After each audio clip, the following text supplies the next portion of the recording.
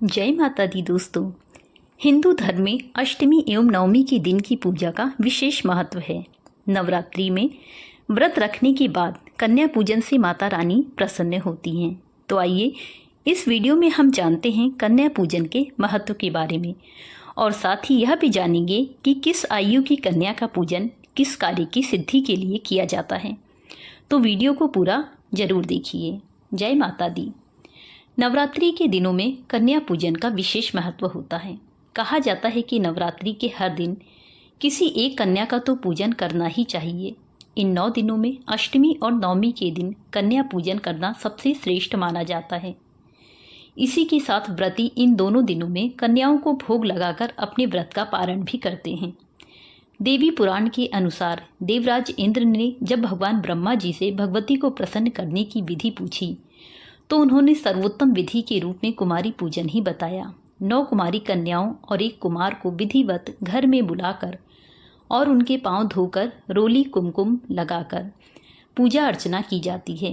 यही कारण है तब से आज तक नवरात्रि में कन्या पूजन किया जाता है। नवरात्रि में कन्या पूजन का विशेष महत्व है। इस दिन सभी शुभ कार्यों का फल प्राप्त करने के लिए कन्या पूजन किया जाता है।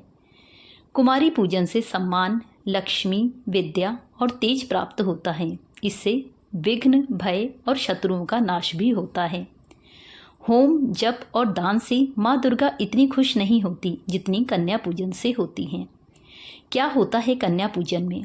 9 कन्याओं को 9 देवियों के रूप में पूजन के बाद ही भक्त व्रत पूरा करते हैं।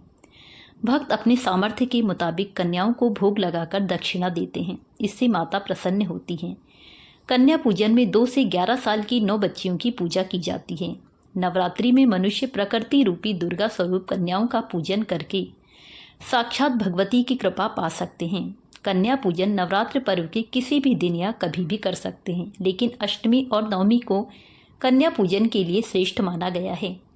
नवरात्रि के 9 दिनों में माता की कृपा पाने के लिए कन्याओं के विविध रूपों की पूजा करने का विधान है।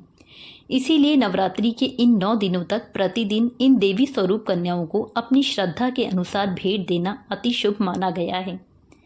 इन दिनों कन्या स्वरूप देवियों को श्रृंगार सामग्री, मीठे फल, मिठाई, खीर, हलवा, कपड़े, रुमाल, रिबन, पढ़ाई की वस्तुएं, मेहंदी आदि उपहार में देकर माँ दुर्गा की कृपा प्राप्त की जा सकती है। आयु के अनुसार कन्या का स्वरूप और फल। नवरात्रि के 9 दिनों में कन्या पूजन में इस बात का विशेष ध्यान रखना चाहिए कि कन्याओं की उम्र 2 वर्ष से कम और 10 वर्ष से अधिक ना हो।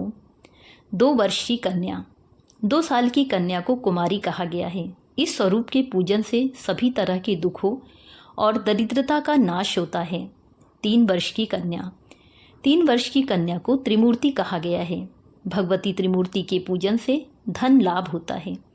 4 वर्ष की कन्या, 4 वर्ष की कन्या को कल्याणी कहा गया है। देवी कल्याणी के पूजन से जीवन के सभी क्षेत्रों में सफलता और सुख समृद्धि की प्राप्ति होती है। 5 वर्ष की कन्या, 5 वर्ष की कन्या को रोहिणी माना गया है।